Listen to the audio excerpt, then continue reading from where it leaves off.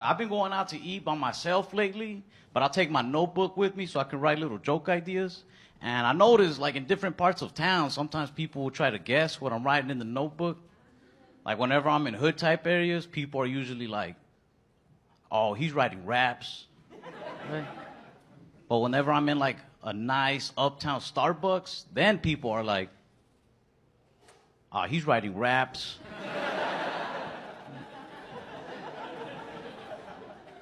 One time I was like in a very like quiet, low-key coffee shop, and this girl comes up to me. She's like, hey, excuse me, are you writing poetry?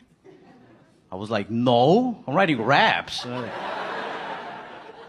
tried to hide my notebook, and she tried to peek over my shoulder. She was like, how come it says jerk off right there? I was like, don't worry about that. Streets is crazy. People die jerking off there. Try to eat healthy. Like, I'm a type 1 diabetic, and a lot of people don't believe me when I say that. I think it's because I'm real slim. You know, it's kind of like hearing a really ugly dude tell you he got herpes. Because people just look at you like, you got it? Like you think you got it, or a doctor told you you got it?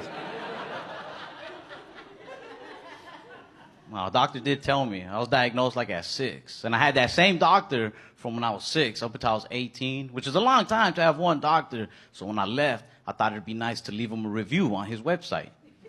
So who knows him better than I do, you know? I was like, this man was my doctor for the last 12 years. And I am still diabetic. 1 star. I left him 1 star because of the nurses he had working for him. They used to try to lift you up, but I didn't like it. Because they'll say things like, you know, in time, you could actually find that diabetes could be somewhat of a blessing in disguise. I think I'd rather have just a regular blessing. Well, the disguise part is really messing with my blood sugar. You're a horrible nurse. But I took her advice. Like years down the line, though, I was at a bar and some of my friends started a little fight. And this dude pushed me. So in my head, I was like, diabetes. I didn't want to fight him, so I said, hey, man, you don't want to do this. I'm diabetic. And this is one of those little things that sucks about living in America. He goes, me too, and then punched me in my face.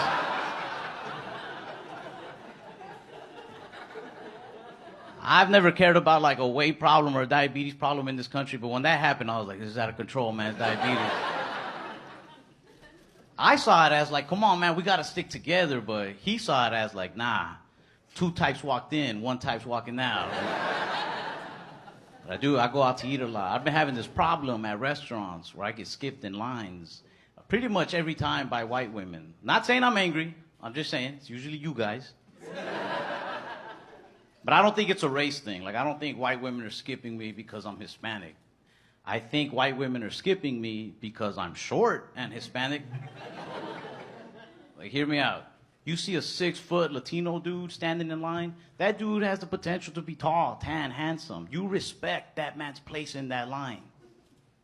But they see me, 5'7" Hispanic dude in line, in their mind they're probably thinking, he probably works here. I'm just getting in front of it, like.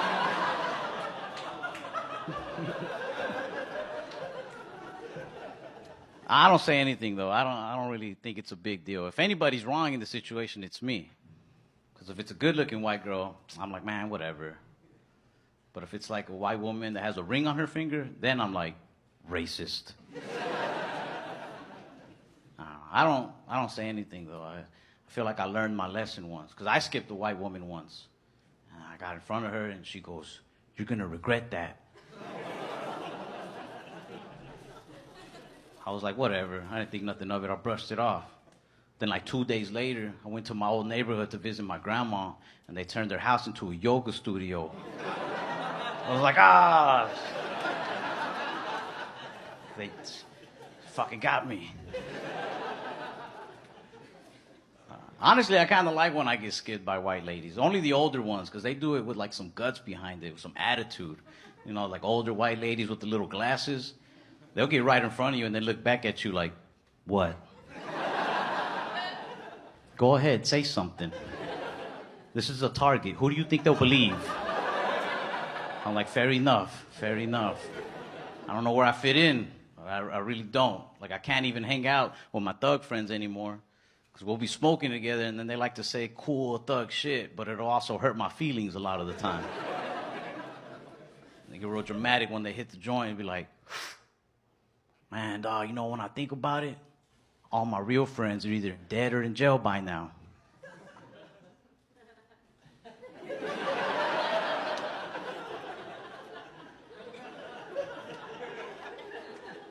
I'm like, give me back my weed, man. Changing my Hulu password, too. That's for my real friends. I got like my suburban friends too, but they're like college kid, preppy type people, very cocky. Like they can never answer questions by saying yes or no. They always gotta say stuff like, you know me. That's weird. That is the strangest way to answer a question. Talked to my buddy James. I was like, yo, James, a couple weeks ago, we were hanging out at that bar and you seemed to hit it off with that one girl, and I've been meaning to ask you, did you two go home together? He was like, Ralph, you know me. You know me. I was like, dude, she's been missing for like 13 days, man. I don't know you at all. My educated friends are trying to get me into politics more. They're like, man, you don't ever see these immigrant stories on the news and get upset. You know what I mean? Because our parents were immigrants. Doesn't it make you mad the way they treat people? I was like, I don't watch it, but I mean, I'll try. Because I get it. Everybody has something to be offended by, you know? Like, and I want to be a part of my people. I want to find something to get offended about. I want to be mad. I was watching all these different political channels, but I couldn't care much. Until I started watching CNN. They were doing this special on China. And now I started getting a little offended, right? It caught me. The first thing that caught me, 80% of Americans don't trust President Xi Jinping. And I don't think that's true, because I don't think 80% of us knew China had a president. Called my buddy Peng, because he's from China. I was like, yo, you guys have a president in China? He says, no. He said, it's more of like a chairman position. I was like, oh, well, I don't trust him. And then I kept watching. They said, the biggest threat to our country is the country of China. And that's where I got mad. Because China has not only clothed and fed me for the last 20-something years, but after every meal, they give me a little message of inspiration. China's my biggest threat? No. I'll believe they're my mom before I believe they're my biggest threat. They start pressuring me to vote a lot. I don't like that either. I miss being a little kid, getting pressured into more human things, like gangs, drugs. You knew which one was dangerous. But with voting, you can never pick a right side sometimes, you know? You think you know, and then somebody comes out of the shadows with some hidden facts that they read online. It's hard to know what's true or not. You'll be like, hey, yeah, I'm going to go Democrat because I heard they got a good health plan. They're like, no, yeah, they do. It's a good choice. And then out of the shadows, somebody pops up like, but also, they eat children.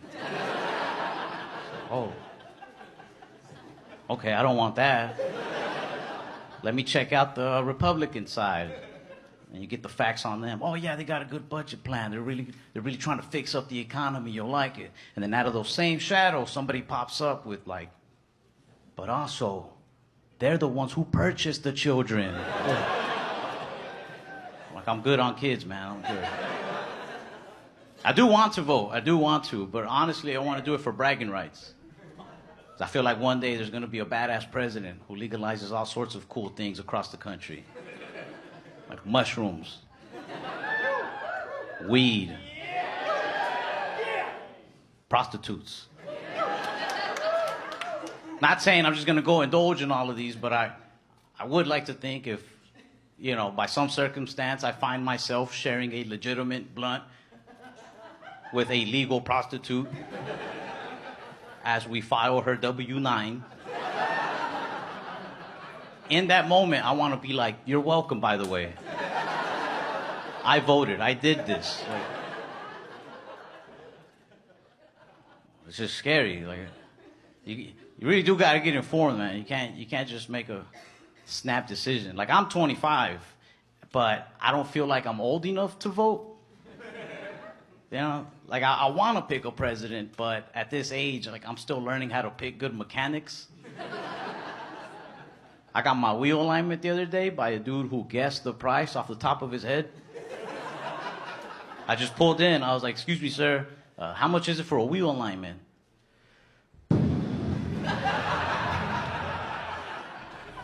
He was kicking my tires. I just looked at him like, I don't know either. But I went with him because he seemed trustworthy enough. But my car drives more crooked now than when I gave it to him. I don't know much about cars or politics, but I do know this. I do know that sometimes people running for office scare me for the same reason that mechanics scare me. Have you ever noticed people who run for office talk about the country the same way mechanics talk about your car? They're like, can I fix it? Yes, but I got to take it apart from the inside. Really,